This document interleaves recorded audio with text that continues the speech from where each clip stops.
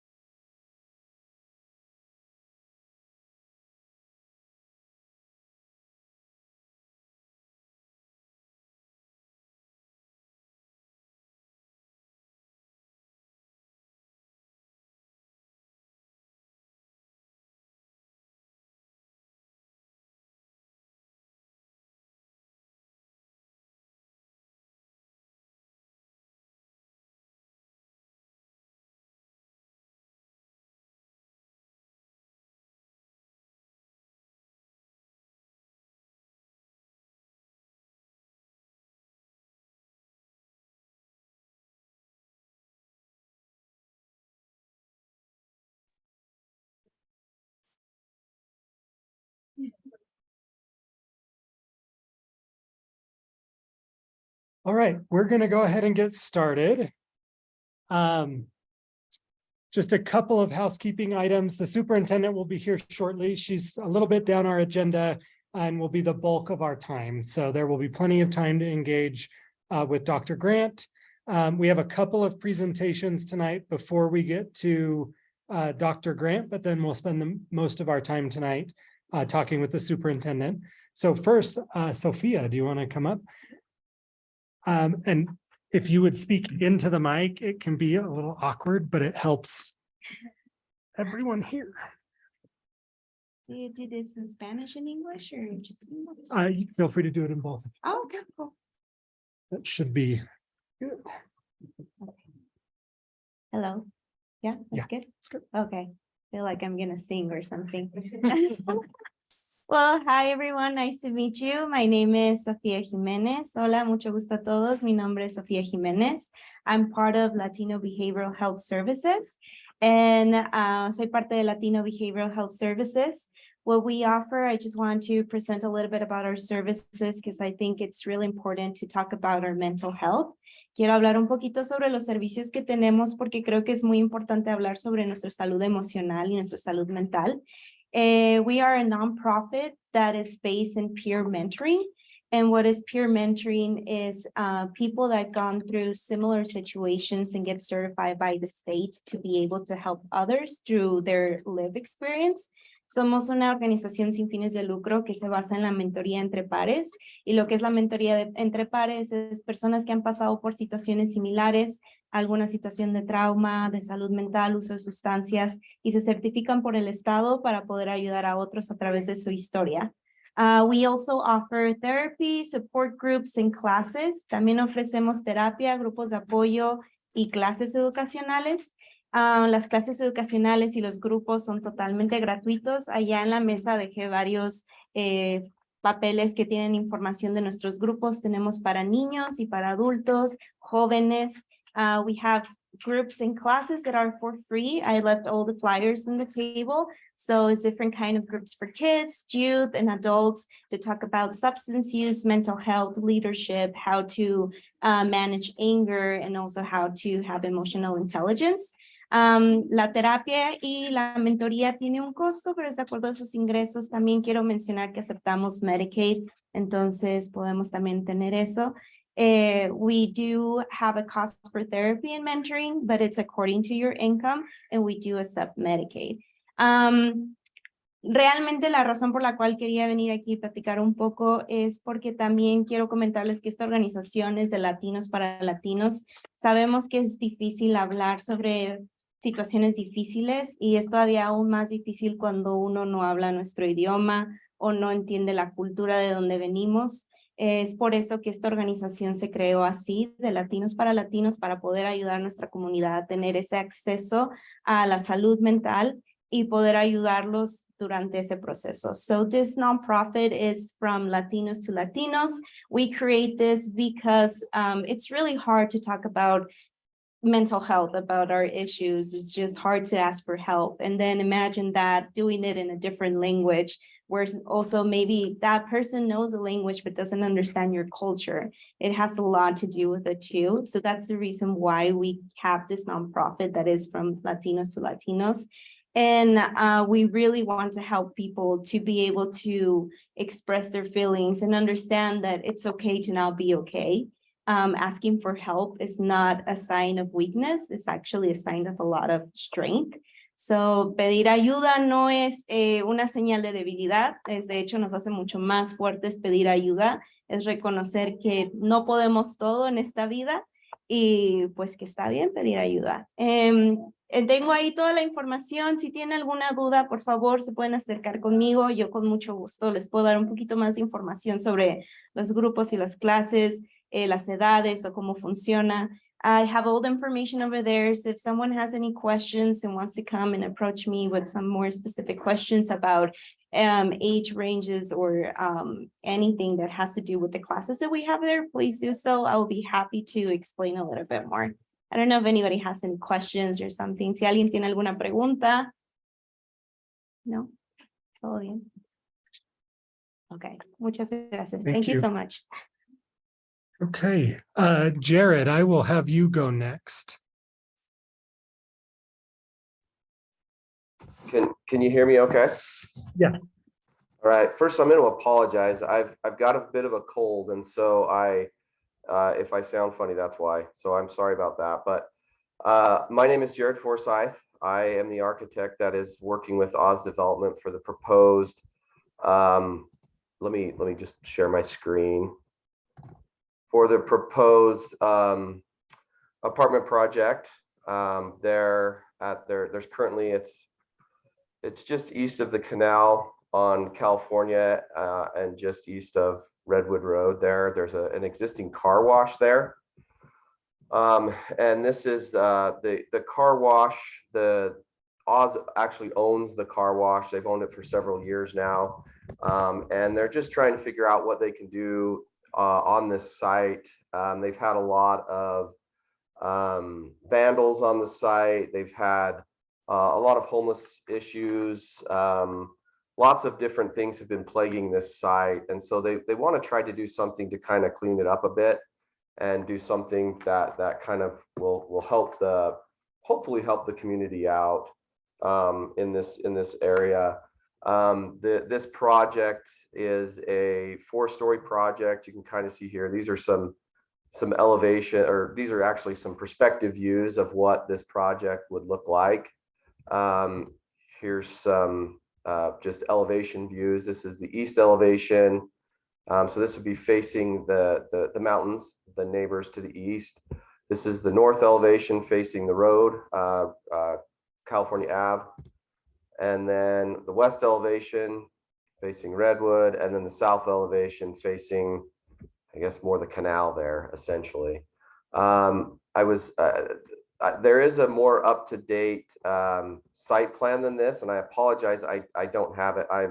I've been homesick all day, and I was looking for it on my files, and I wasn't able to grab it, but it's basically the same thing. We've just refined it more. We've put in curb and gutters, things like that. So essentially what we're working on right now is in this area, kind of this triangular shape area over here, we're working on a few little amenities for this space. We're trying to create a little bit of a kind of a hangout space, so to speak. Excuse me. With a potential like pergola seating area, maybe a barbecue area, something like that. And then a little dog park for people that have pets and things like that. The units themselves are fairly small. We've done a lot of these together. I have with Oz Development, and they work pretty well. They rent pretty well. People seem to like them because of the size. They rent for a lot cheaper than most apartments in Salt Lake area, which is helpful for a lot of different areas. They do have, I'll just kind of zoom in on one of these really quick so you can kind of see. We do have a full kitchen, refrigerator. Every unit will have a washer and dryer in it, and then we will all, we'll have closet, bathroom, all those sorts of things. This is, that is basically the project in a nutshell. It's 4 stories. There's 6 units per floor. It's going on that, where that car wash is currently. If there's any questions or anything, I'm happy to answer anything. And I apologize, I don't speak Spanish, so if somebody is speaking Spanish, I would need an interpreter, if that's okay.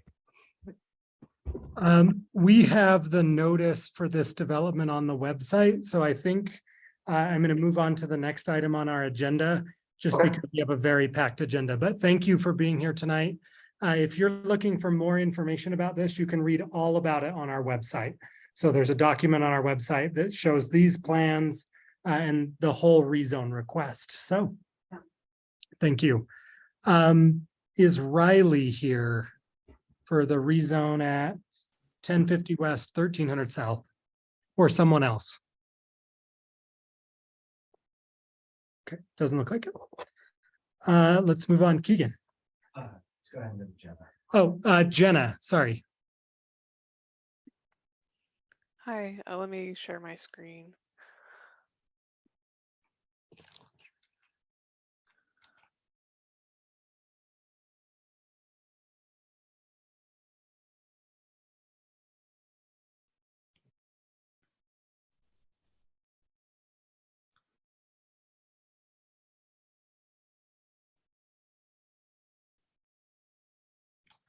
Okay, did that work? Can people see that?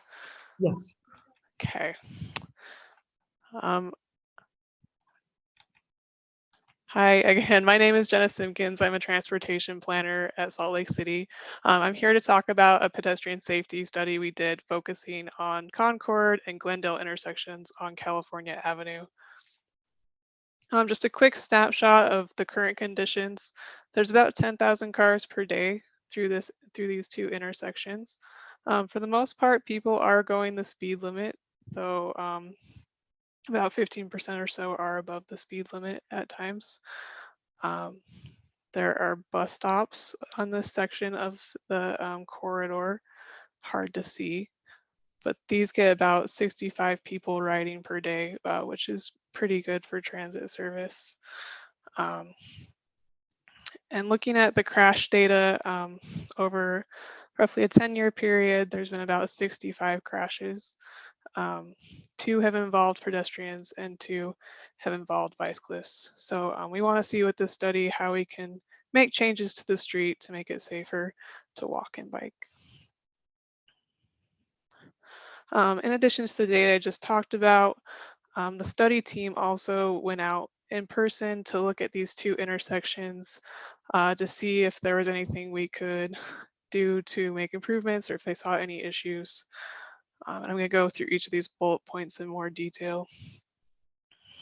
This is a picture of the Glendale intersection. And the study team noticed a lot of pedestrians crossing at this location, especially in the afternoon. When kids get out of school, they're using this intersection to get across the road. The study team also noticed that some drivers at these intersections are not quite yielding to pedestrians. They'll go ahead and make a right turn in front of them. So based on those observations, Salt Lake City went ahead and installed what's called a leading pedestrian interval. That's if you haven't heard about it before, it's basically just giving a head start to pedestrians, giving them the walk signal before giving the green light to cars. So that's already in place. Another potential recommendation is to put in these high visibility crosswalks at this intersection. These latter crosswalks tell drivers to, watch for kids, that this is a school zone. The study team also noticed that these intersections allow some pretty wide turns, and that's can be challenging when it comes to pedestrian safety because higher speeds result in more severe injuries to pedestrians typically. So one potential solution here is to bring the curbs out, what we call curb extension or a bulb out. That shortens the distance for pedestrians to cross the road and encourages drivers to make those turns a little bit slower.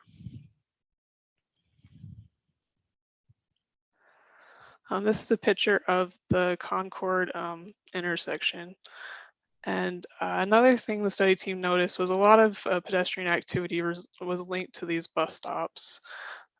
Some people, after they got off the bus, immediately crossed the road at this location. So one of the recommendations is to put in a marked crosswalk here with rectangular rapid flashing beacons to help people get across the road.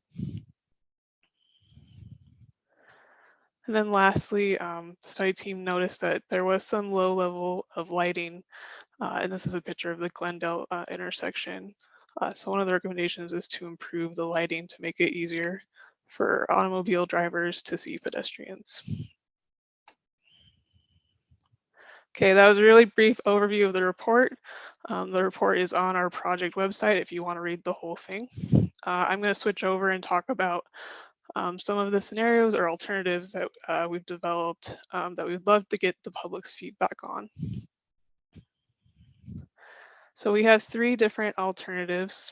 The first has the fewest number of changes to the street, and then the third alternative has the most changes to the street.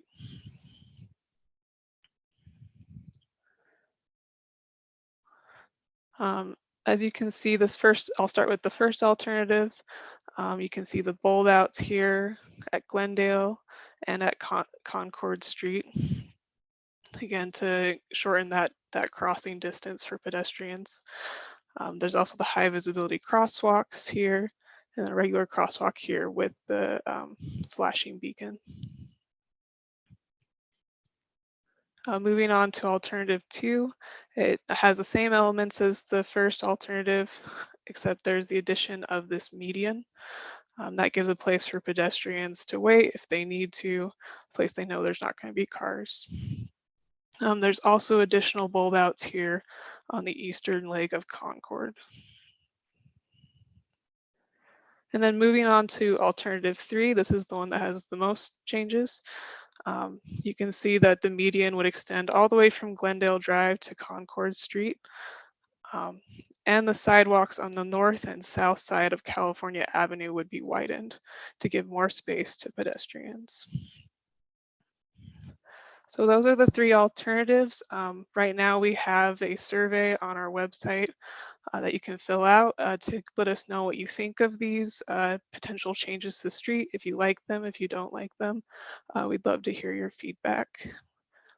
Here's the project website, and you're also feel free to contact me if you have any questions. Thank you. Thanks, Jenna. Will you put that in the chat, the link? Sure. Thank you. Keegan, I'll have you go next, and then we'll do all questions together, or your team go next. This thing is My name is Laura. I'm here to talk about some of the livable streets projects that are coming this way. On the screen is a map of the area that we're going to be focusing on. On 9th West and 14th South, there is a crosswalk towards the school. We are wanting to bring out the curb to shorten the crosswalk and improve some of the flashing lights so that school kids can be more visible when crossing 9th West. Then on 8th West, we are wanting to add a speed bump. We want to make sure that the school kids that are walking north towards 13th South are really safe, and anyone that may want to speed down to 8th West are going to be slowed down. We are wanting to add on 1355 South a speed feedback sign and a speed limit sign so that people can see how fast they are going down that street, and be reminded that kids can also be walking down that road, and that they are close to a school, and that we love our children very much and don't want them to be hurt. Then at 8th West and 13th South, we're, for that school crosswalk, we are wanting to, again, shorten that distance in the street by extending the curb again. And as 13th South turns into California, we are wanting to make those veer left and go curve the road signs bigger, so that they're just more visible to drivers, to remind them to stay on the road. So these are the improvements that we're wanting to make. As some of you may have noticed, coming here today on 9th West and California Avenue has had some improvements made to that intersection to make it safer for people walking and biking. Yeah, those are the big improvements that we are wanting to make to this area. If there's anything that you feel like we need to know, change or alter, please reach out. We would love to have that input before we start doing some of our big designs and having this built. Thank you so much. Thank you. Any questions? Yeah, so on the 9th West and 13th South with those that have been put in, they haven't moved any of the cones, so how's that gonna work? Because it's made the traffic terrible, beyond terrible. Because now you have to, the people that are gonna, so say you're coming southbound down 9th West and you're gonna turn onto 13 for California, you've got a forever wait because there's so much traffic now, and it's going all the way down. Lived there my whole life, born and raised across from Miami Elementary, and it's terrible. I've considered moving the cones myself, since it doesn't look like everything's going on. Yeah, they haven't been there for a long time. So, yeah, they're supposed to be putting striping. There's been a lot of issues with striping just because there's a high demand for striping right now. So there's only a certain amount of companies that can do it currently. So yeah, that was something that. So is that what striping is not for cars? Just saying the mic, what do you Okay. So the one lane is a turning and straight. Yes. Oh, man. It's made it terrible. I don't agree with that at all. I think it's terrible. Well, and that's great feedback. We appreciate that. So I'll take that to the project manager. Thank you. Any other questions? So Yeah. with the extension of the curbs, so when it snows, has that been planned out as well? Because I've seen a lot of cars slide in the intersection, even ones making rights. So I understand it widens the turn, but it also decreases the time that a car has to back another car. I was wondering if that was part of the plan. So snow removal as well, because I'm sure it's gonna get iced up. And I don't know the drainage system on that, and I feel sorry for the kids having to cross it.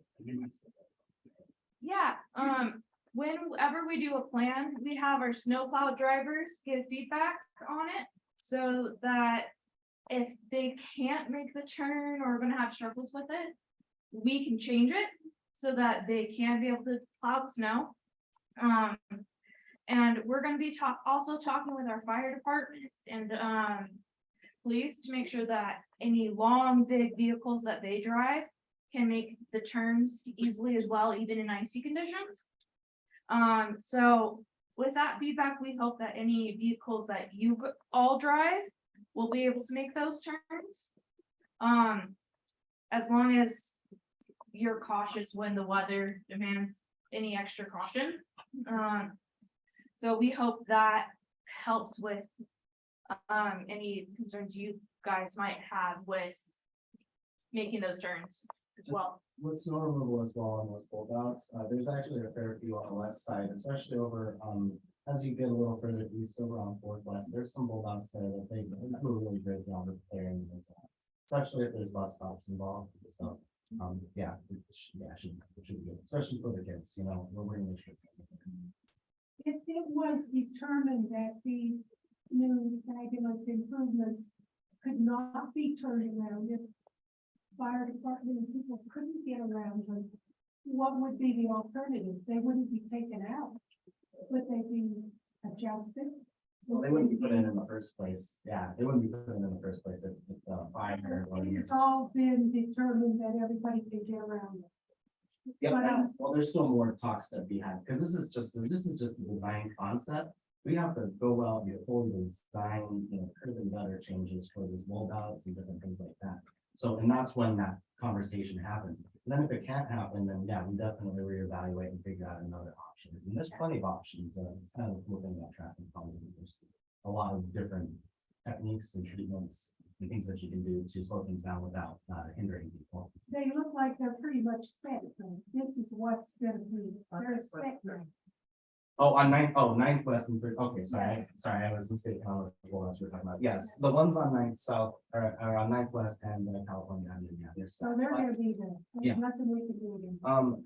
I mean, there's definitely chances for changing it in the future, but generally when we put something, in, we want to make sure we study it and understand the Yeah, data. I was gonna say, so you're gonna see if those work for putting in other places.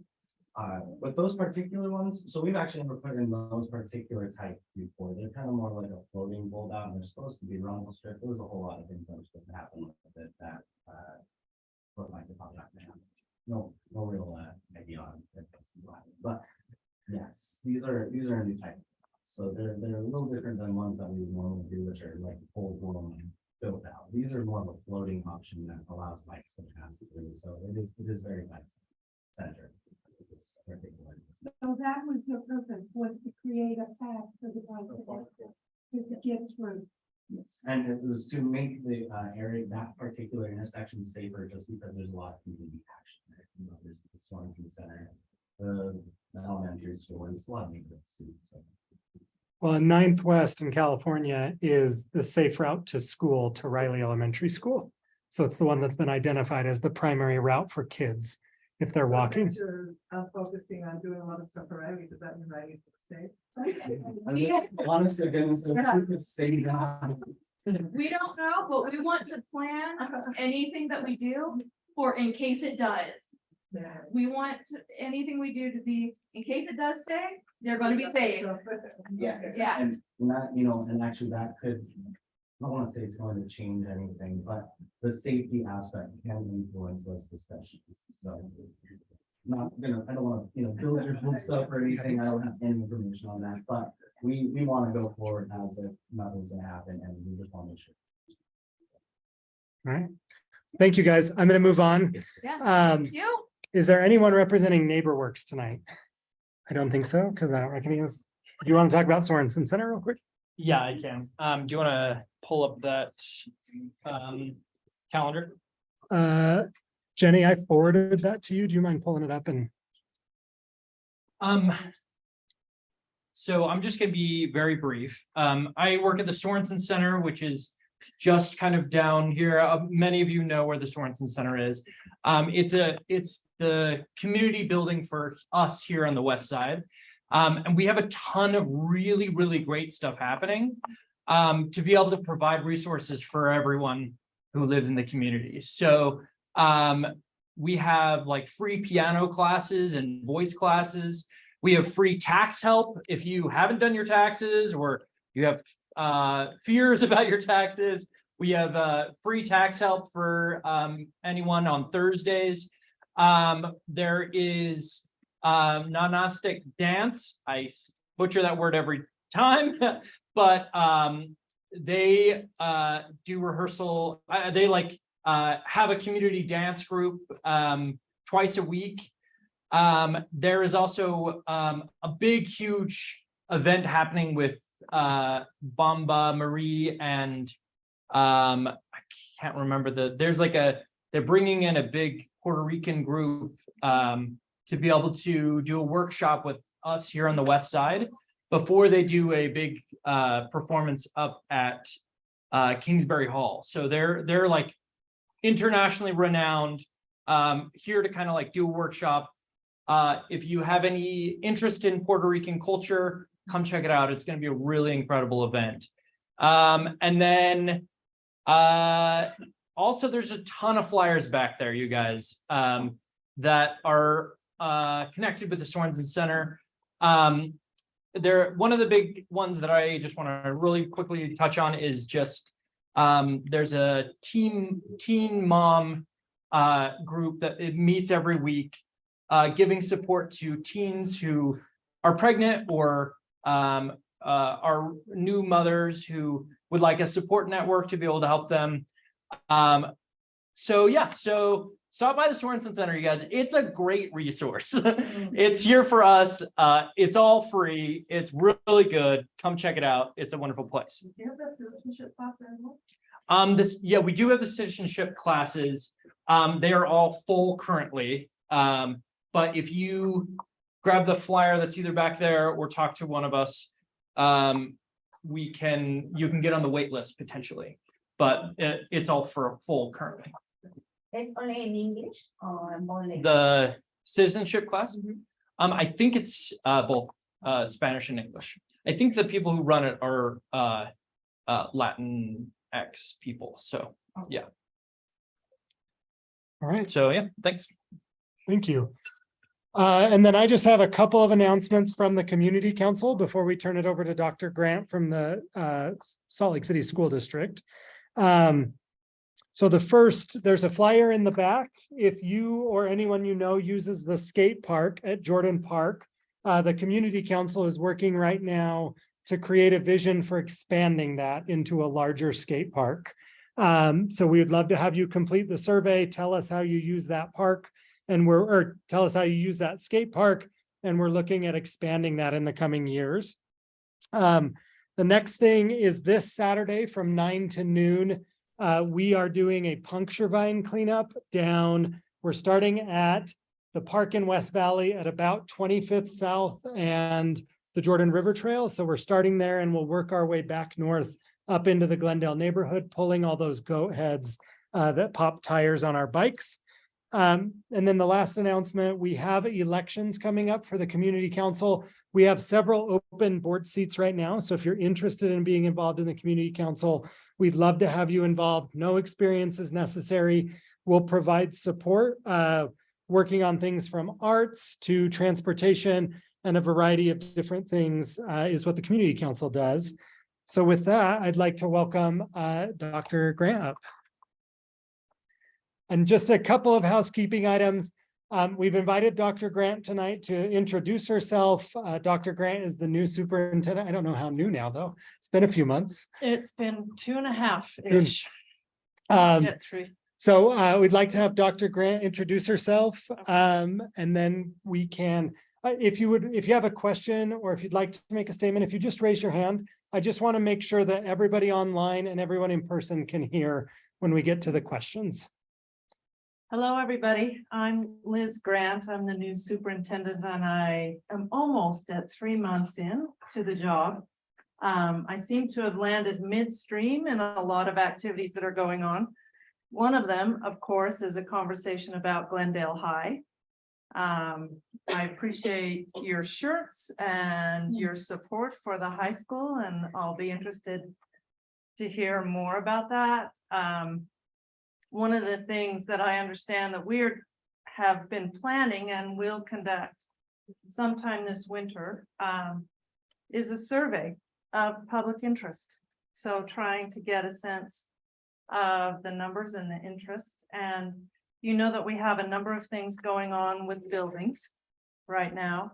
Elementary school closure is probably the most difficult at the moment. There are 27 elementary schools in our boundaries.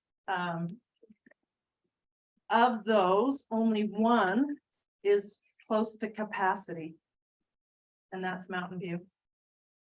All of the other schools have fewer students than the buildings were built for, some by quite a lot. So our buildings are built for about 550 students, up to 600. There's one that's a little larger. And Mountain View, I think this year is at about 550. We have Riley's at about 190, 195. Benyon is at about 180. Some of the other schools are 270, 300. And so what's happened is that in the last few years, as you know, prices have gone up on our property. It is very hard for families to buy into Salt Lake City. That's one of the big shifts that has happened over the last 10, 15 years, right? It's been pretty fast that that's come on us. The other big shift is that families are having fewer children. Utah's birth rate is dropping, even though we still have the highest birth rate in the country. The birth rate is dropping. Our city is increasing. There are more people moving in, but they tend to be, like me, older. So they take the average age up. So Salt Lake City is getting older right now rather than younger. So people are choosing to move. They can buy a home with a lot more land and room if they just go further south or further west in our valley. And so they're doing that. So what it has done is it's changed the dynamics around the population in our elementary schools so much that in the last 8 years, we've lost 3,000 elementary school aged children. 3,000 is about 6 schools full of kids. So it's a significant number. And what that means is that some of these schools are so small that there's only one class in each grade. There's one first grade class, one second grade class, one third grade class, which doesn't offer you as parents much choice. It doesn't allow the teachers to collaborate because they don't have a partner in the grade level work. And it doesn't allow us to provide a full range of services because there just isn't enough, there aren't enough children there to support that. It's very hard to get a full PTA going or a community council because you just don't have as many families to draw from. There are a number of pieces that are hard. It affects, I think, the academics and what we're able to offer often, and it affects financially. We are not a district that is in financial trouble, but we are spending money to keep schools open. It's about $680,000 to keep a school open, no matter how many kids are in it. So if you spend that on schools every year, we could be spending that in other ways. And that's what's valuable about the financial equation, is that this Utah State Legislature said it is not responsible to taxpayers if we're spending that kind of money to keep very small schools open. I think there's that aspect. The other aspect is that we can be spending that money on children in different ways. So it's up to us to be wise about how we are spending that money. But those are the reasons why we're looking at closing schools. I do not know how many schools the board will choose to close. Right now, as you know, there's 7 schools that have been named, Riley, of course, being one of them. And we're looking at enrollment data and even these ideas of where the streets are and which streets are dangerous and which streets aren't. And are there possibilities that would be able to move students easily among these students? What if there's a special program like a special education hub or an extended learning, the gifted program at some of these schools? Where would we move those? Would we have room in another school? All of those questions we're going through right now to see what are the possibilities and what are the barriers what are the implications of closing these schools? Trying to run through that so we understand it. The district will make a recommendation to the board at the end of February, early December. The board will then take that up, and there are lots of opportunities for you to weigh in with your comments and ideas and thoughts on what we ought to be doing. Area information meetings, site-specific school meetings, as well as public hearings and public comment periods through November and December with the board. And then probably in January, I think the board would vote on what to do. So in January, we will know.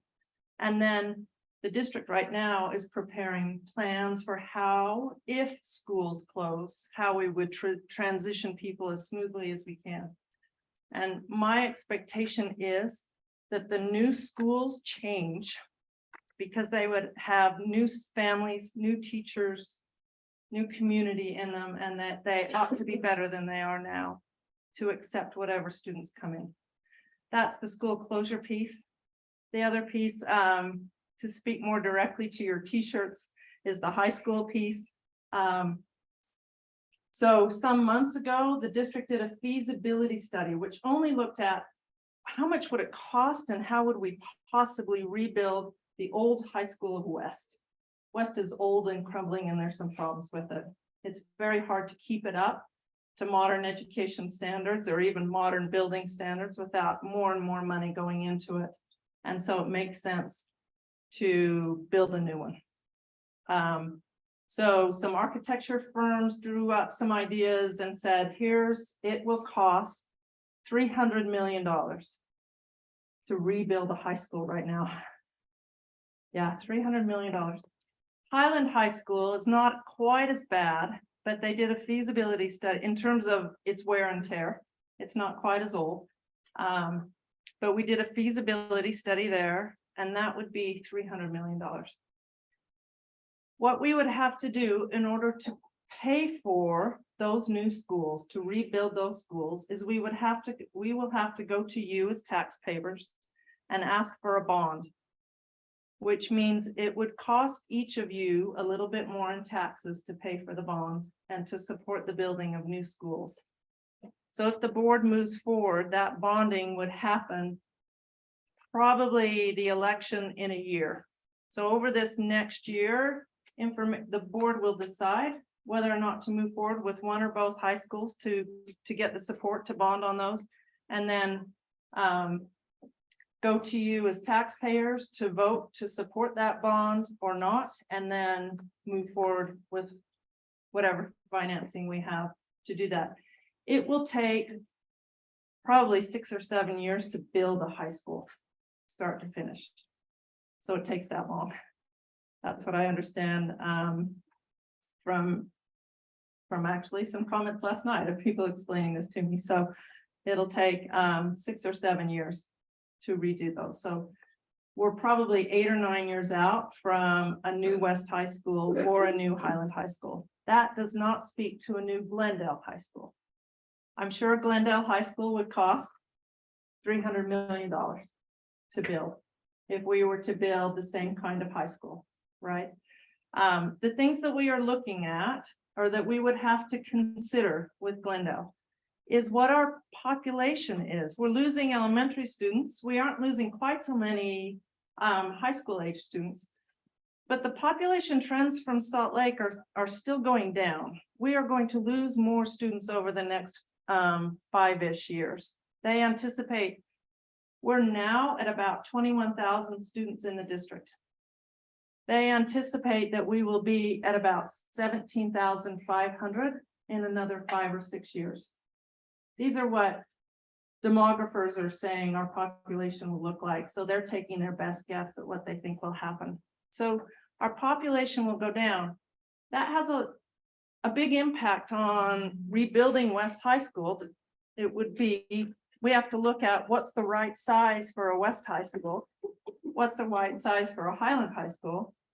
They are built right now to hold over 2,000 students. We may not have enough students to fill a building with 2,000 students, particularly if we add another high school. So we need to look at those kinds of things. So looking at the population and trends that way, and all of the implications of that. So we'll start with a survey. We'll do that this winter to get some more information. And then I think we need to talk as a community about what's best for the district. What's best for you and your families and your children is a big part of that, right? It's the biggest part of that, essentially.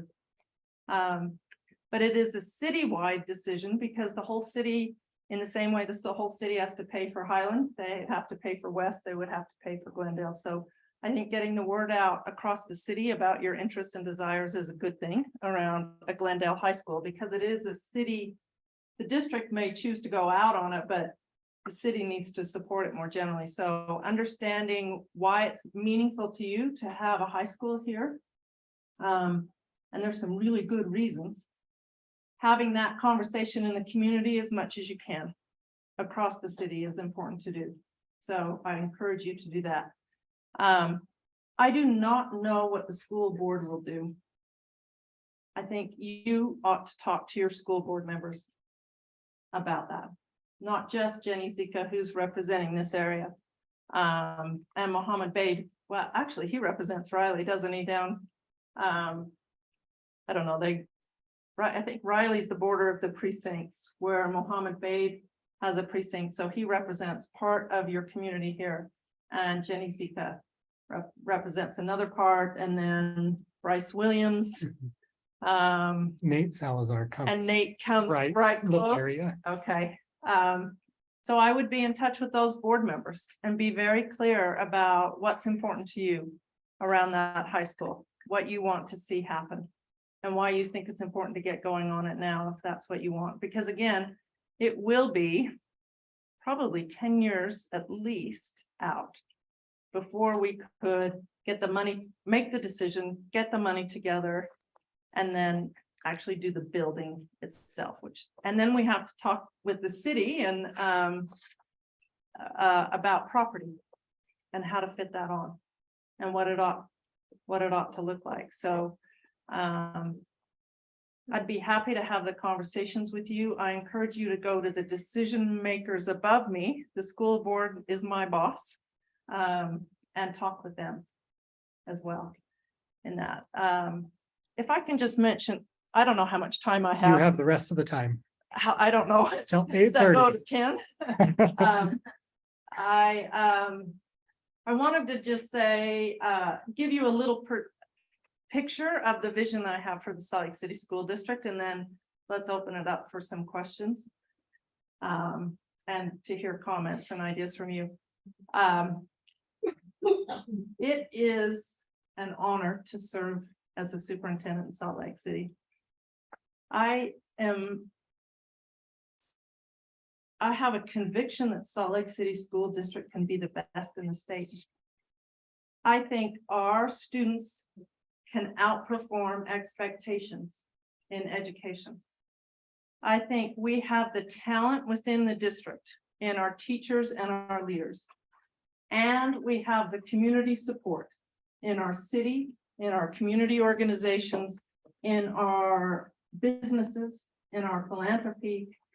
We have the community support to make this the flagship, the front-running district in the state. I believe that we can lead the state in measures of student growth, meaning maybe not the actual status of where people are on their reading and math and test scores, but how much they grow in a year. I think we can lead in that across the state. I think we can lead in equity in this district. And by that, I mean, I believe that our advanced academic programs, in particular, programs like ELP and the AP, advanced placement programs, like at East High, the IB programs at West High, I think they can look like the school district. They can represent the diversity of students that we have in the school district. They don't do that now. They are much wider than our school district. And my goal is that they represent the students in our district, because I think talent is evenly distributed across families and children. And so those programs ought to do that. It is for us to build the programs that feed students into those advanced academic courses. I also believe our teaching force can look like the district, that our leadership force can look like the district. And it is on us to implement the practices that make that happen. One of the things we've got going now is a grow your own teaching program, where we try and encourage students who are in Salt Lake City School District to go on to become teachers in Salt Lake City School District, so that we start to grow a pipeline of teachers out of our own neighborhoods. I believe that we can lead in growth, in equity, and in opportunity. And what I mean by that is that we are going to build more college pathways and career pathways for our students. We sit as next door neighbors with the University of Utah and Salt Lake Community College. They are right there on our doorstep, and they want to be connected with our programs. And I want to build more simple pathways for our students directly into those schools. that start to give you more opportunities to take college level courses in high school, to earn those credits without cost, without having to get student loans in order to pay for it because you're a public education student. And to make some of those, there's a early college high school model that we have that we're going to expand. It's particularly effective with first generation students, those who are the first in their families to enter into college, and getting them successfully there and through college. So college pathways. The other one that I'm really excited about, in fact, we're meeting with some of the state people next week about this, are career pathways. So not all children are going to go straight to college on their way out of high schools, but you have to have some sort of training to get on in life, and we can provide that in career pathways through high school. The one I love is the one that was started by Governor Herbert a few years ago with the Stadler Train Company. Stadler manufactures electric trains here in Salt Lake City and sends those trains back to Europe. It is a plant that is called an advanced manufacturing plant. They have apprenticeship programs. 5 of our students just graduated. They earn a high school degree, an associate's degree, so a 2-year degree from SLIC. They got advanced manufacturing paid work experience while they were in this program, and they graduate with a job. I want to build more and more and more of those kinds of solid apprenticeship programs that are available to you and that you know will be available to you as you're going through school, that those are ahead as choices that are of that kind of quality. Now, Stadler's particularly good at this. They're a Swiss company, and the Swiss and the Germans are very good at apprenticeship programs, so we need to learn from that one to make good quality programs in other businesses. But we've been in conversation already with the city and the mayor about all of the companies in Salt Lake and those interested in coming, health technology companies, healthcare companies, particularly IT companies, or we could set up apprenticeship programs of a similar kind. So we want to build those. And finally, so we've got, I want to lead in growth and equity and opportunity. And the last one is accomplishment. I want to see our district at the highest point in student accomplishment. And by that, I mean, I think more of our students ought to be in honors programs in our local universities. They ought to be National Merit Scholars and Sterling Scholars and winning those kinds of academic awards. So that's the vision ahead. I can talk more about that. I'd be glad to. But I'm also open to hearing your questions or comments with the rest of our time. Before we move to questions, do you want a chair?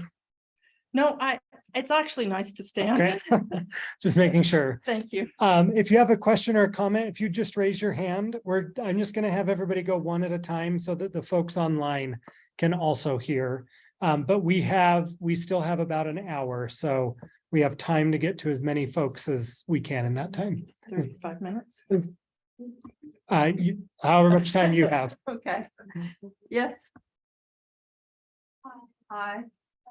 So earlier we talked about population decline, because of birth rates, people being forced to move out because of gentrification. But our group, we did a study a couple of years ago, and it found that students from the west side who are attending East High and Highland High are dealing with a lot of problems, specifically with racism and a lack of belonging. And this came from students and as well as former students. So this problem has been going on for many years now.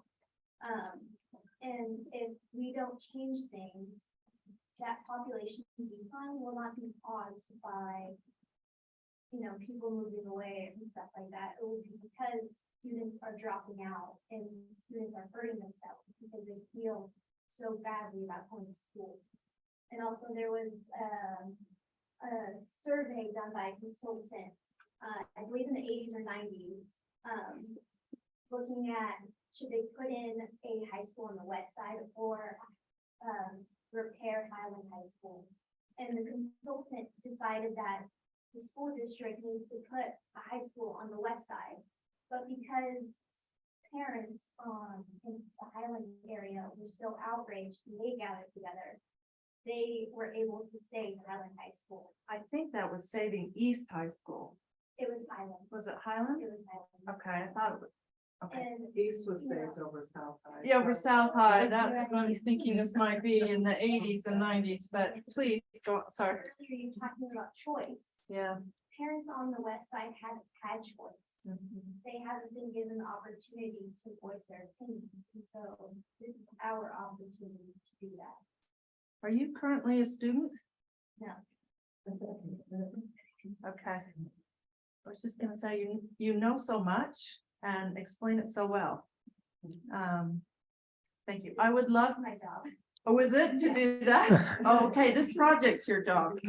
Okay, that's why you know it so well. I would be, I have a card and, but my email address is also on the Salt Lake District website.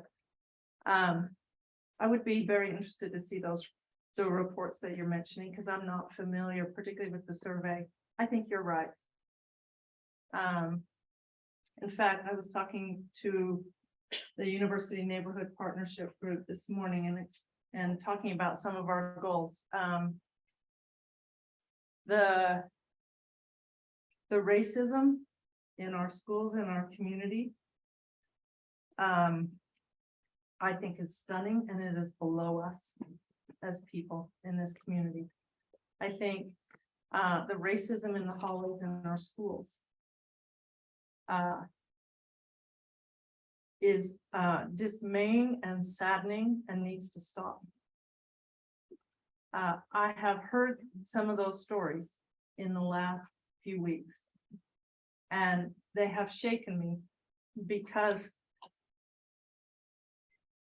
we just must have safe and healthy schools for students. That's just it. That's just the bottom line. And if this sort of behavior, if name calling, if racial slurs are happening in our hallways, they aren't safe and healthy places to learn or to be or to grow. And you're right, we lose students out of our system. And so many people are hurt by it. I don't have all the answers to that. We are going to start running a campaign around dignity. And the idea that we must treat each other with dignity, that everybody has value and worth no matter what. And that all of these pieces, we're doing anti-racism training in our schools now. All of these are part of this move toward treating each other with dignity. And I think it's not just a school problem. It's a community problem, it's a state problem, it's a national problem in the way we treat each other, particularly in our political speech and conversations. And so one of my earliest efforts actually will be around that, because I think it's the first thing that needs to change. And it can't wait. And so hopefully you'll hear more about that. I'd love to talk to you about it and get your ideas, because I think you have the pulse of things in ways that would be helpful for us. But you're right on that. Thank you. And I do think there has been a lack of choice on high schools. There was one back here, and then I'll come up here to you. Yes. Actually, like, I have a comment to what you were talking about. Racism, is also often by teachers. Not even a month ago, a teacher referred to the Latino body student as beaners. I didn't know that. What's the word? She used the word beaners to address it to the rest of the student body. Okay. How not to A be slur. rude to beaners, which is Latino. And this was, it wasn't done in Salt Lake District, it was done in Granite School, it's just, it was still a teaching for that. And I don't think that's a nice word to use, especially when it turns to the. So it doesn't just start in hallways, it starts basically for the teacher. I think that's right. American teacher. It's our effort to change how we treat each other is about working with students and working with adults. It is about our adult to adult behavior. It is about student to student behavior. It's about adult and student behavior.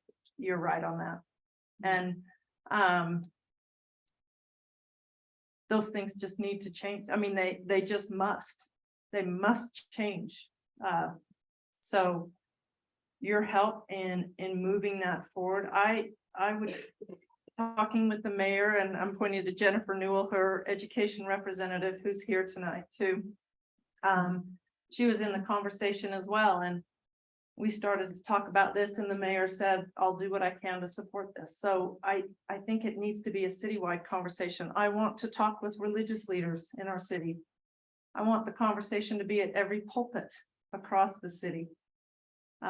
Because this is a community thing. It's not just in our schools, but our schools have to do something about it. And I have the opportunity to work with our schools. So we'll start to try and do what we can about it. Not just what we can, what we must. Okay, my name is Maria Lourdes, but maybe I need some people transfer Oh, do you? because I speak Spanish. Okay, if there's somebody, Yeah, okay. okay. Hello. Hello. Hola, mi nombre es Lourdes. I work in Ross Park Elementary. Yeah. But es verdad lo que ella está diciendo, que hay que trabajar mucho con la comunidad, con los niños sobre el racismo, lo que está pasando. It's true what you say in terms of need to work with families and students in terms of addressing racism. Okay. Especialmente que yo lo puedo ver en las diferentes culturas que hay. Y por eso es bien importante educar a nuestros hijos desde chiquitos para que crezcan con otra visión. She says this with the authority of seeing it firsthand in different cultures, and this is why it's so important to address it when they're young. Yes. La otra cosa que me gustaría comentar es acerca de la escuela que estamos solicitando la preparatoria en una comunidad como Glendale, es por lo mismo, de que queremos estar cerca, unidos las familias, y para que los propios padres puedan estar cerca de sus hijos y no esté pasando todo lo que está pasando de racismo como ahorita. Algo así. This is why she says we are all soliciting and pushing for a high school here close to the community and close to the families.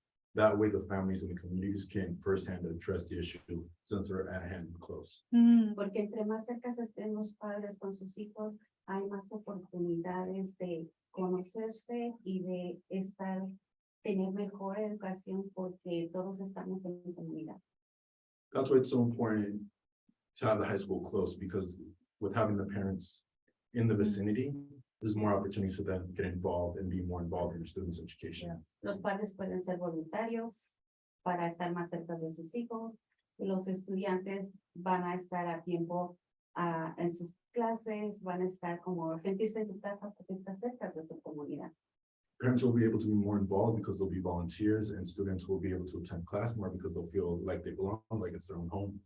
Y así se puede trabajar como en comunidad con todos los estudiantes, maestros, directoras, todo en conjunto. And that's why it would be a effort in terms of community with students, with families, with educators and administration. Sí, porque se tiene que educar tanto como a padres, primero por sus diferentes culturas, lenguajes, y se va educando a los niños desde que están chiquitos. That's why it's important to educate everybody, because of how multicultural this community is, starting with the parents and then moving on to the young students. Como por ejemplo, yo trabajo con los niños de 3, 4, 5 años y son diferentes culturas y diferentes lenguajes y yo puedo ver cómo a veces no quieren compartir y convivir juntos desde chiquitos, entonces se va creando una separación cuando están más grandes. She works with students that are 3, 4, 5, and even at that age, she can see the differences in culture and how they start becoming separated, even at that age. Y por eso nosotros como maestros podemos educar a nuestros hijos o a nuestros estudiantes desde chiquitos para que crezcan con buenas perspectivas, con lo universal que hay de culturas y de cosas. That's why it's so important for educators to step in early on so then they can grow with the concept of empathy and connection across cultures. Y por eso es bien importante que haya una high school cerca de esta comunidad, no específicamente a veces de esta comunidad, porque hay más comunidades también que solicitarían una preparatoria cerca de su comunidad, pero la verdad ha habido mucha dificultad para que los jóvenes vayan a Highland. Está muy llena la escuela como West High School, hay muchos estudiantes, entonces no hay muchas oportunidades para las familias estar más unidas. This is why it's important for communities like Glendale, not just Glendale, but communities like Glendale to have a community in it. Because schools like Highland and West are overpopulated and students and parents don't have an opportunity to get involved. Thank you. Thank you. Thank you for that. I need to enlist you in our dignity work too. Maybe you have ideas. Maybe you have some ideas for elementary school and how to do that work there. Yeah, Thank because you. I working in Rose Park for 8 years. At the school, At Rose the Park School. Yeah, for different jobs. Now, 6 years for Little Peace Montessori program. Yeah, that's very good. I Thank like you it. for doing that. Yeah. Yes, and then. Hey, my name's Ida Yanagi. Hi. I was a student at West High and now I have children of my own. And I'm not sure like where you guys conducted your study or who like conducted the study of the survey, but I was never asked anything about high school or if I'm staying in Rose Park. I, for one, me and my family, and my siblings that also have children of their own, we're planning on staying here. And I'm not leaving. I don't care who comes to move into my neighborhood. This is my neighborhood and I'm gonna be here. And I want a high school for my, even if it takes 10 years from now, my children will be old enough to go to that school. And my nieces and nephews as well. So I don't care if it takes 8 years, 10 years, I would like to see that happen. Because I have experienced these high schools for myself and I do not like them. I would not want my children to go to Highland or East. They're way too far. As a person that grew up without a car, it was impossible for me to get to school. I had to take 2 buses and a train just to get there. That's not safe as a high school student. So the days that my brother was sick, I couldn't go to school because I couldn't go by myself. I couldn't ride a train as a young girl by myself. My kids wouldn't be able to do that either. If their father takes the vehicle to work and I'm a stay-at-home mom. So we do need a high school in our area. And whenever it comes to these surveys that are taken, like you stated, other people get to decide for our community. And I've come to these meetings as a student and as a parent now, and it always goes the same. Where I hear this same basic kind of response where like, well, you guys have the right to choose, but we've never had the right to choose. And I come to these meetings time and time again to say the same thing that's needed. And I've seen other faces as well. As you can see, we have some of our students here today saying that this is what they want, because they don't feel safe in the school. And I've worked with them for over a few years now, and they've told me personally that they don't feel safe in these schools. Due to racism, due to all of these things, due to school safety, school shootings, school threats. I would like my own school, just like Lucas has said as well. If I had a school in my community that I could get to, even just on one bus ride, I would go volunteer. And I have volunteered at my local elementary school, Jackson, Guadalupe, Dia, Newman, all of these schools. I've been there. And I've done the work and I've talked to the parents that I meet the children. And I talk to them face to face on the daily. And we have all asked for the same exact thing, a high school that our children can actually get to. Because even if they are experiencing something, if they can't get to the school, then they're not gonna go. This is why our dropout rates are high. This is why you have to go to work instead, because they don't even have a vehicle to get there in the first place. So they just like, okay, then we don't care. So my question to you is, if you're closing down all of these elementary schools, or if that's the plan, which it sounds to me like it is gonna be a thing, then why can't that money be used for a high school? And not to redo West High or Highland, because high school's already been redone. They had a whole new tech wing built just recently, or a few years back. When I was there, the tech wing was all shiny brand new, but the main building was not nice. So that was, to me, a waste of money. Instead of remodeling the current building, they added a whole new tech wing that was pretty pointless. So I don't want my money or our money to be wasted like that again. I would rather build a brand new school or even use one of these elementary schools that are closed down and repurpose it into a high school. Why can't we do that? Or if that's not the plan or if that's not possible, then what is gonna be done with that money?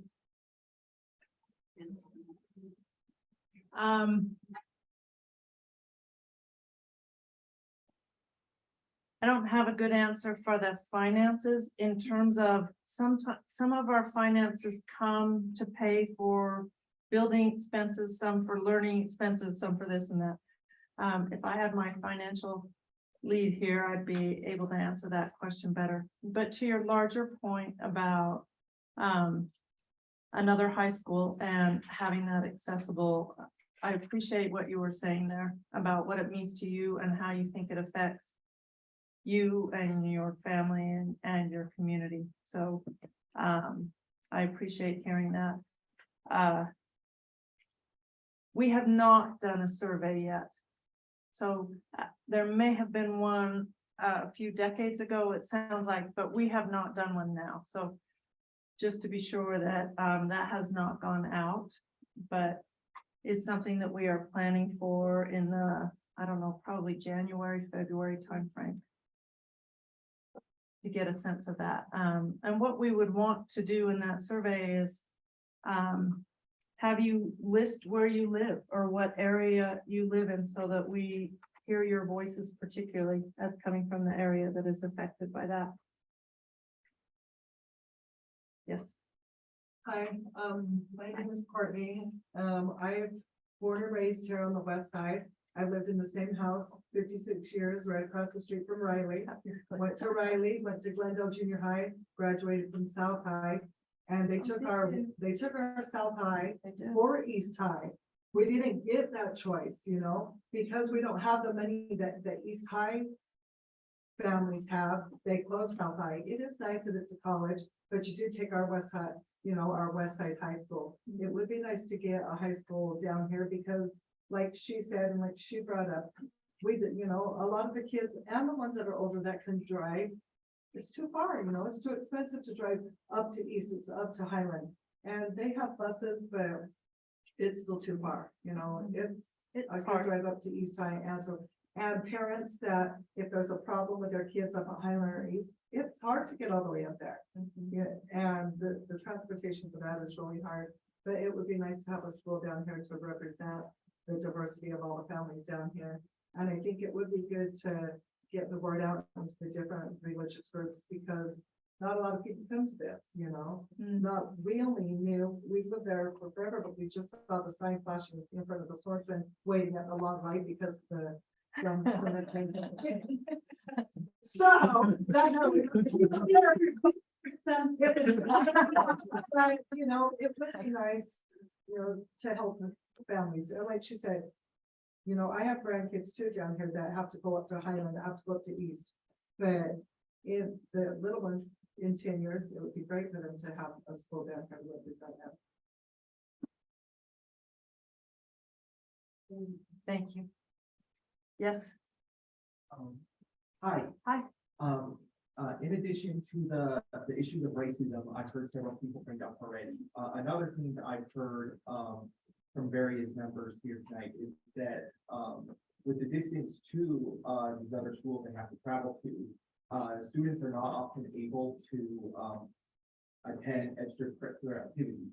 So even if those schools do get funding for extracurriculars, Westside students aren't as easily able to attend those.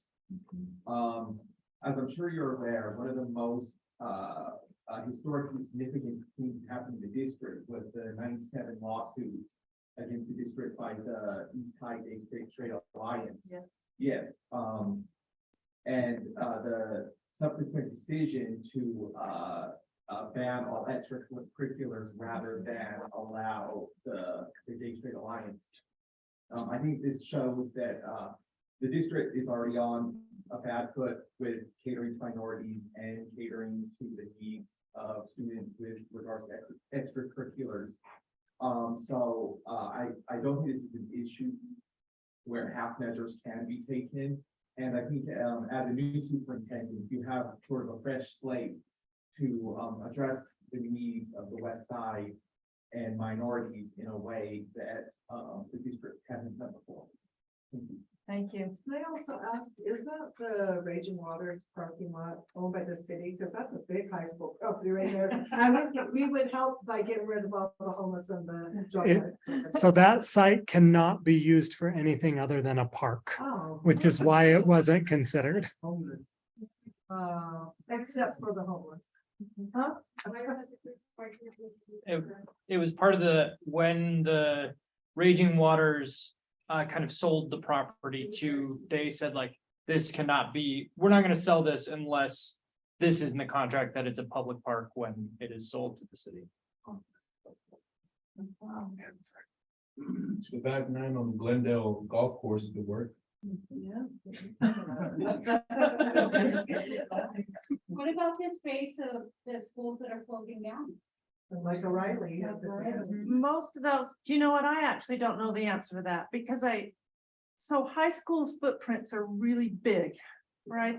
The amount of space we need for high schools, particularly as I've heard that Glendale wants a comprehensive high school. And that language is used to mean it has all the sports programs and all the extracurriculars of a regular high school like we have now in our 3 comprehensive high schools here in the city.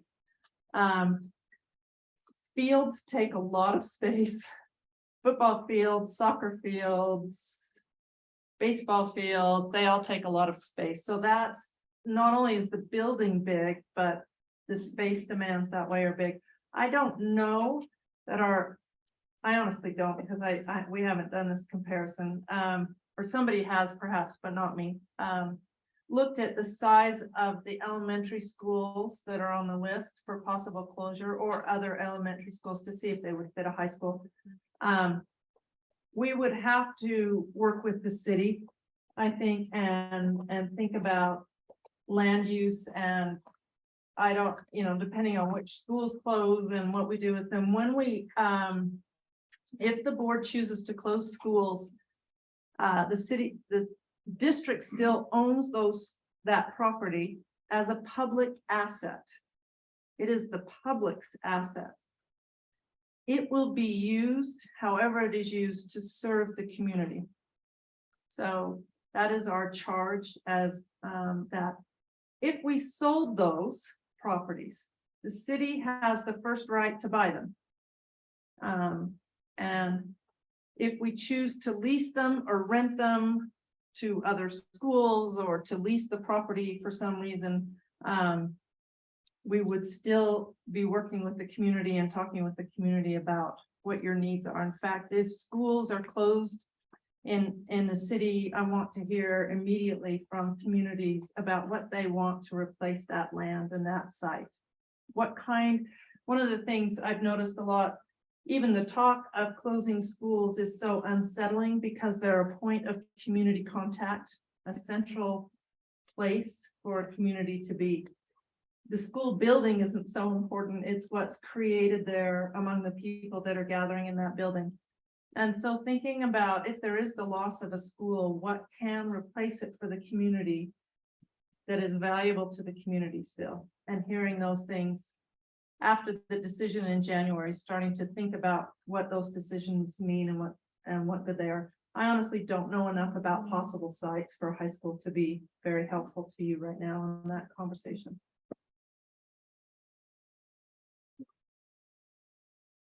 Yes. Can I just add to the conversation around commuting?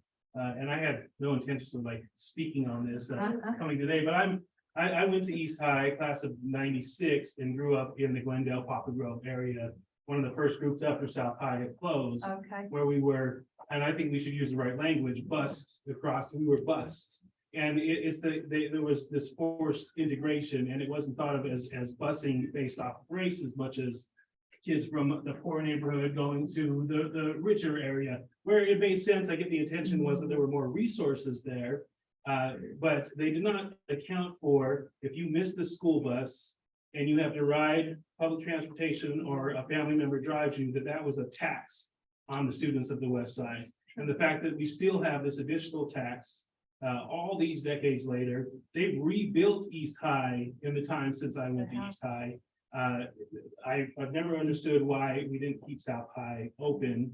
But to this day, if there isn't a Glendale school or something centralized, there should be some consideration for helping these students to be able to access these schools. I personally think asking students from areas that have more resources to be bused across town makes more sense to me than asking folks who are struggling a little bit more and have more hurdles, instead of giving them just one more hurdle. Even this idea, I don't have children myself, but closing elementary schools and forcing parents to have to figure out how to get that much farther.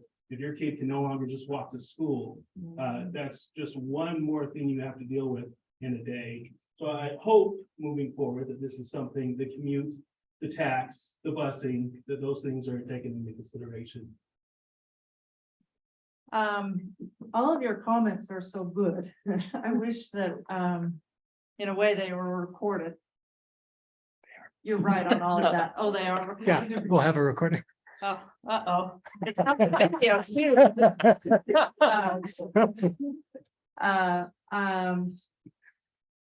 Yes. It has fallen unfairly on the people in this neighborhood. For decades. Yeah. I want to say, though, I'm gonna put in a plug. Every student in the Salt Lake City School District gets a free bus pass for a year and can ride any public transit for free. So every one of you should have one. And this year, and this is because of a partnership between UTA, who is helping make this happen, the city, who is helping make this happen, the mayor and the council members, the city council, and our Salt Lake Education Foundation, which is where the Salt Lake District raises funds and philanthropy to help with some programs. Those three groups working together are able to provide a bus pass for a transit pass for every student in the district. So that started last year. How fair is it that my child has to stand at a bus stop for half an hour? Yeah, I think there's still problems with it. I think there are still problems with transportation and getting across the city. I agree with you. And it limits. Two buses and a train to get to school. Yeah, it limits what students can participate in school, I think, way too often. Let me also mention, though, that this year they opened up that opportunity so one family member can also get a pass. The idea in this is that they can travel with their child if needed. So every family can essentially have 2 free transportation passes. So I mentioned that so that you take advantage of it if you're using public transportation. Yes. I went to Highland. We're talking about right now, like with the racism and stuff. So like being at Highland is obviously not in the Fisher House area with all the issues. It's like very divided, like you can feel it going in the Hispanic, you see all the little rich white kids in their like groups and stuff.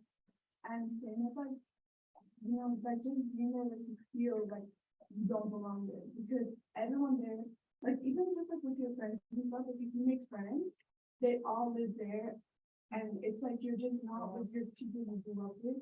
Yeah.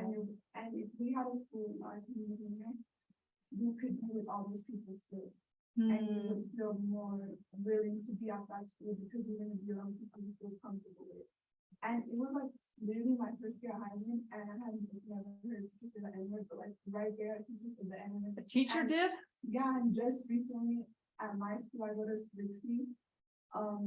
A teacher literally said the N-word, and instead of the teacher herself getting punished, all she did was give an apology, like a very, in my opinion, like half, like not very well giving apology to our class, not even the student himself.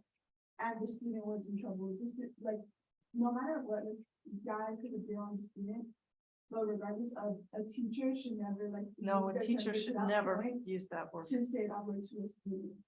And the teacher basically had no repercussions. So that, and then with the, like traveling on the bus and stuff, I have friends, like, I met my friends at Highland who live here in Glendale, and they had to take the bus every day.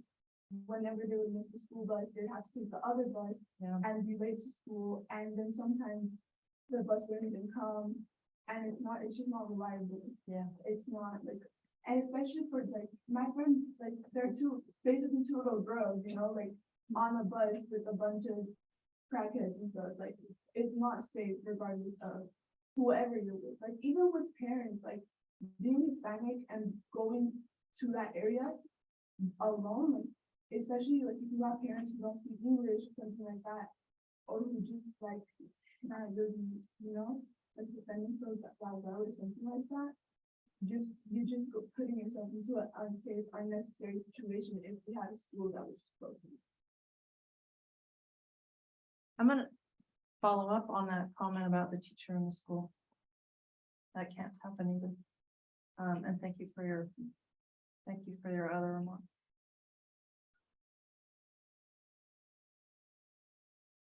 Yes. My name is Nancy Hernandez.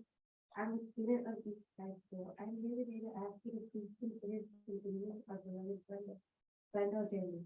I'm now in ninth grade, but for the last 3 years, I attended and graduated from Glendale Middle School with honors.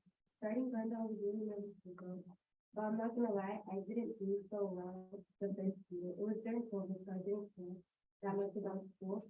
But for 7 grades, I came in person, and that all the amazing teachers at Glendale and the environment around me that helped me, and I did so well every time. I was on high honor roll for all of 7th grade. Going into Glendale changed my life forever. There were teachers that made me realize I was actually smart and that I had a chance at many things. The amount of opportunities that Glendale only offers is unbelievable, and the amount of diversity at Glendale is surreal. You'll meet people from very different backgrounds and backgrounds that you yourself can connect with as someone of color. Going into Glendale, I never thought there would be teachers that really push you to be better and do better in school and for yourself. As Glendale, there's teachers that show real care. I think everyone should get to have the amazing Glendale experience that I got to.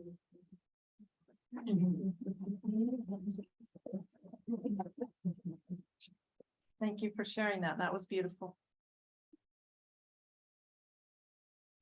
Probably have time for 1 or 2 more questions or comments. Is there anyone who hasn't said anything? Go ahead. Hi. Hi. Before I even ask any questions, I don't know how useful this get together is, because we do it so often and nothing comes out. We do it so often only for the superintendent to be changed, and then for us to be asked, give us more time. And then we have to retrain, we have to talk about the same thing. So I wonder how useful this is, honestly. About That's one which, part. about the issues of racism or the issues of the high About school? Literally everything. All of it? We go Okay. through, it's a vicious cycle. It We're is. feeding into this like positive feedback, and we're back to square zero, 360 every time. So I don't even know how useful this, but I keep coming, but my expectations are not that high. I mean, I can ask you if you're planning to stay, of course, you're gonna say you are gonna stay, but that's what they all say. And then, and then it's like we start again. And the issue for racism, the answer cannot be training and more training. At some point, we're all aware that this is an issue. We're all aware that it's a problem. We need to not only have a policy, but an enforceable one. We do need to How enforce we enforce it. And the solution cannot be on teachers. They are already doing so much. I mean, I don't even know how they show up to school the next day after what we put them through, and you put them through, not you individually, but the admins and all that. So I want to know what policies are going to come out of this conversation, and how do we enforce these policies, because training and retraining cannot be the answer. We're all aware. What can we do? We actually have policy in place. You're right. It's enforcing that policy. We have policies and expectations around student discipline and how students behave. We also have anti-racism, anti-harassment, anti-bullying policies. It's about how they are enforced. They are not. It sounds like they are not. Yeah. It sounds like they are not. We're gonna work on that. Because, and already it's part of the conversation that I'm having with my senior leaders in the school district. And that we need to have with the principals that way around this. There on the futility of political action. I just think things take a very long time. The gentleman in the back mentioned the East High Gay Straight Alliance. This was in the 1990s, if I remember, mid 1990s. 97, thank you. The school board voted to shut down the opportunity for a Gay Straight Alliance club to meet rather than let them meet. They shut down all clubs in the city or in the district in order to avoid that. Today, we're in a very different place in our district. We have huge problems, but we also are remarkably inclusive and build belonging in our teachers and our students and what we as a district are about that way. It is not what it needs to be yet, but to think of how far we have come in those few decades, I think is heartening about what political action and social action creates. So your pressure on people in power is what makes change. You're putting pressure on me as the superintendent. That helps create change. Putting pressure on board members helps create change. Putting pressure on city council members helps create change. So I encourage you in the way you have tonight, which is by treating everybody with dignity in this room, to continue that. If you want to make change. And I don't want you to feel like it's futile if it's not, that it's useless, that there's no reason to continue if it doesn't happen next year or the next year or the next year. So your voices in this matter. They matter. There are tipping points in all of these things that if things build up enough, they start to change.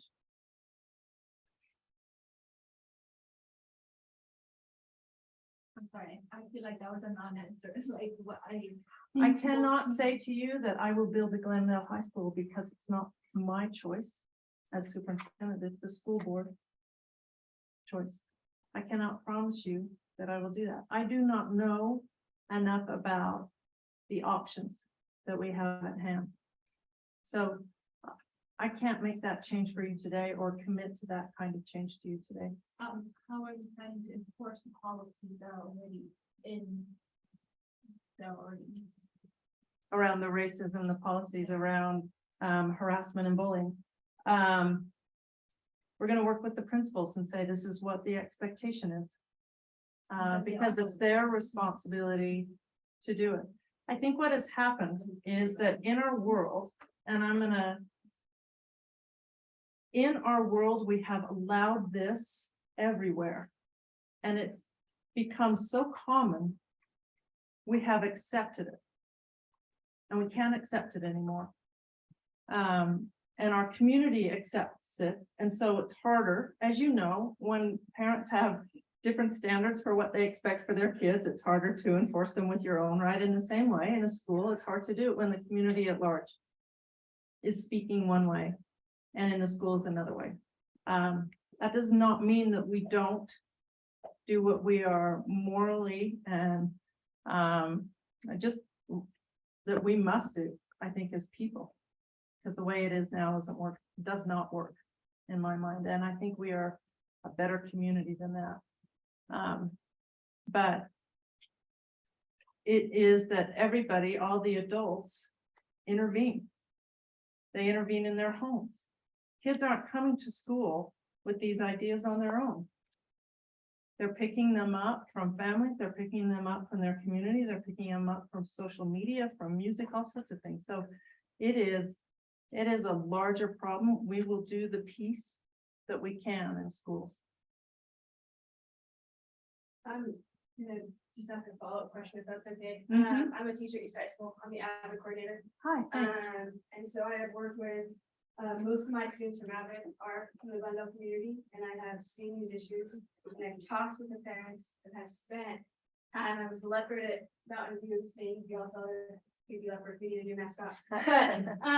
So I have found that I've heard a lot of these parents and experiences. I just want to say, from the school perspective, we have administrators that are aware, and I'm just gonna be honest and put that target in my back.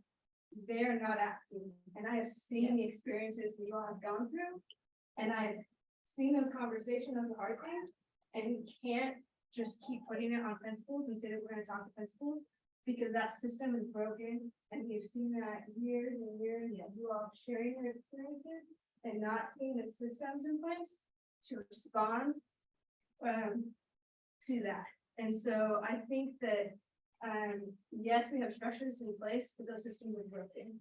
And if we just continue to have those conversations in the same way that we've had, where we'll always go to the same levels and to the same system, it's going to come out with the same outcomes. And I just wanted to say, like, that's what I see as I've been part of those processes, as I've been part of those conversations and trying to bridge different situations. And so that's just something I want to say is I think that's something that we need to think of, because there's been a lot of hurt relationships that are between community members here and our schools. And if we keep using those to try to bridge without a different system, those relationships are never going to be repaired, and we're not going to see that kind of happen. So that's one thing. And then the second thing I would just maybe like to comment, I don't want to take a lot of your time being here myself, but one question. So seeing anything about different systems and what systems you think we can use besides just our point admin. And the second part is for the pressure, I feel like the community has shown up where they in these meetings and they can, but when their issues come between South High and East, right, between the survey and West, is that there's always pressure from the other side that then makes the voices down here not heard as much. And so what else can we do besides pressure? Because if it comes down to building the West Side High School, there's going to be pressure on the other side as well. And we've seen what that's happened in history. So what else can we do besides putting pressure on our leaders, which we have in the past, we all have, and it's kind of Thank you. I appreciate your perspective from inside a school. I'd love to hear your ideas on that. I think we're toward the end of our time. Were there questions there? Were they comments?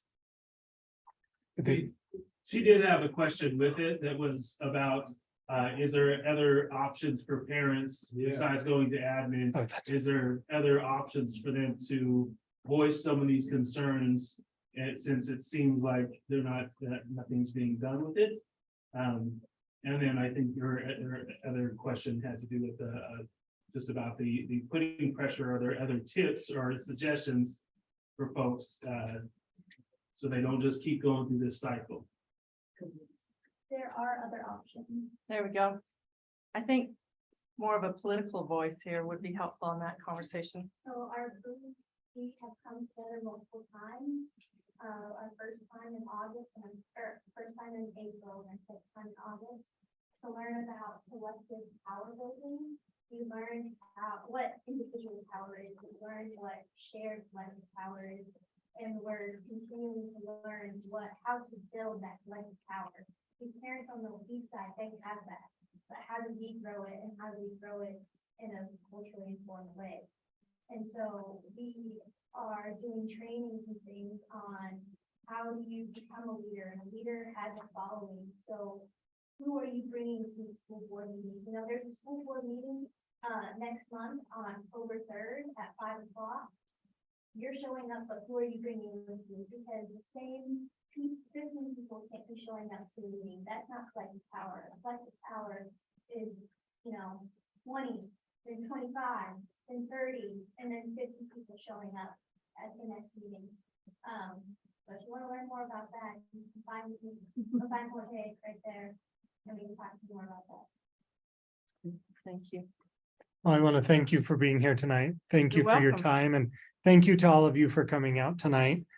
We're at the end of our agenda, so I'm going to give everybody some of their night back. Thank you.